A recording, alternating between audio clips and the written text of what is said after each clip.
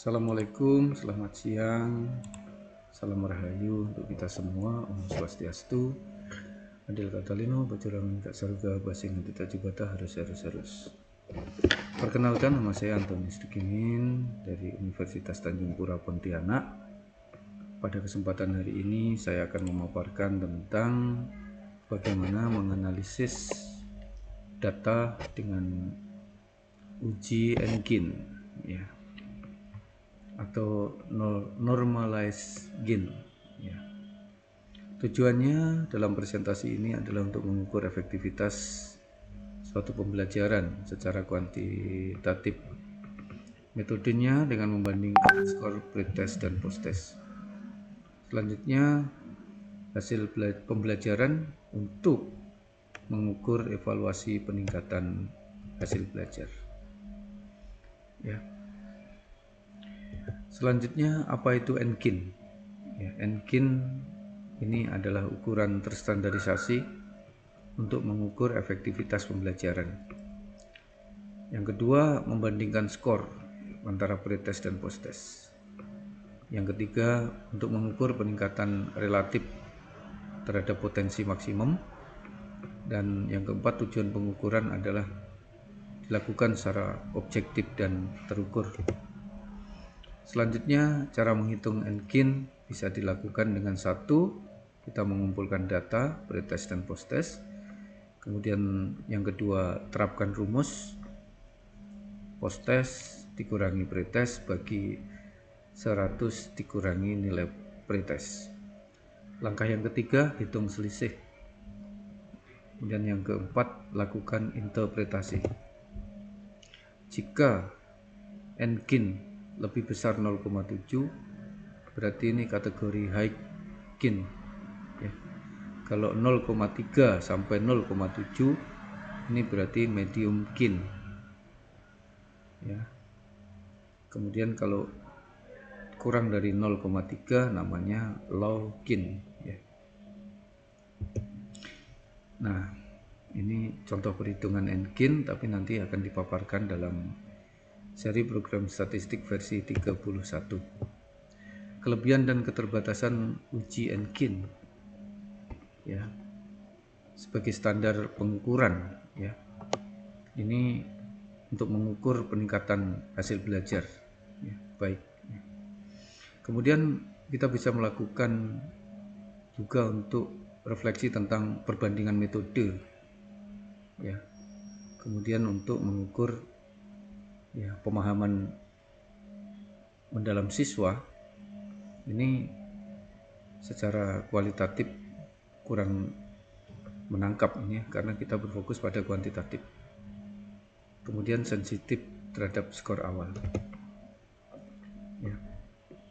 Selanjutnya saya akan mempraktekkan bagaimana mengolah data menggunakan SPSS program versi 31. Ya, kita buka SPSS kita, kemudian kita ambil data, ya. Kita copy data yang sudah kita siapkan dan akan menjadi dasar perhitungan. Kita copy, kemudian kita input di data view, kita pastekan, kemudian kita open variable view. Kemudian variabel yang pertama ini adalah kita tulis dengan pre, ya. Kemudian variabel kedua adalah post. Selanjutnya untuk label kita perjelas dengan label pre-test. Kemudian untuk post kita perjelas dengan post-test. Kita kembali ke data view.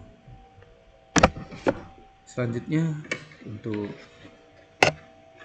menghasilkan atau menemukan nilai dengan uji Engkin, kita klik transform, ya. Kemudian kita klik compute variable. Kita tulis di target variable adalah Engkin, ya, seperti itu. Kemudian kita masukkan rumusnya di numeric expression ini ya, kita klik kurung buka dan kurung tutup ini, kemudian kita klik post test, kemudian kita kurangi ya, maaf, post test ya, post test, post dikurangi pre, dibagi dengan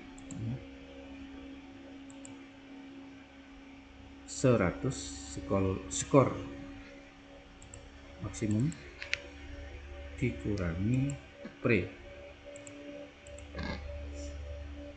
kemudian kita klik OK.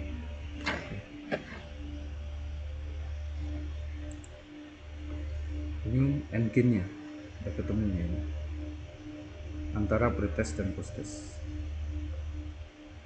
Selanjutnya kita lakukan analisis terhadap hasil endgain ini. Kita klik analyze, kemudian kita klik descriptive statistik, kemudian kita klik descriptive dan kita pilih endgain, kemudian kita klik OK. Nah, ini descriptive statistik dari hasil endgain ini. Di sini kita tahu bahwa ya, berdasarkan tabel hasil di atas, jumlah sampelnya terdiri dari 125 murid ya. Kemudian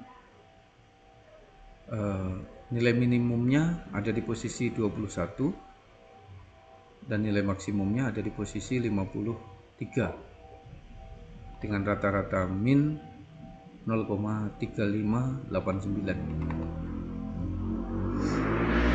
Jadi jika merujuk pada klasifikasi efektivitas, ini berada di antara 0,3 dan 0,7.